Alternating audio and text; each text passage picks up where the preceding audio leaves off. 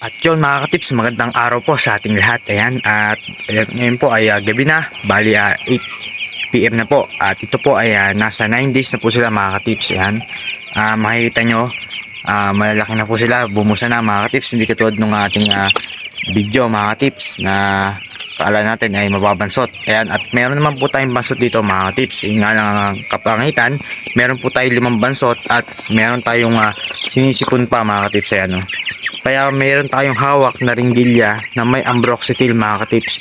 At ito po ang gagamitin natin para makainom sila ng gamot mga katips. Ayan, kapag may ganun pong sakit na nakikita nyo sa inyong mga sisiw, magpainom na po kayo. Subuan nyo na po agad.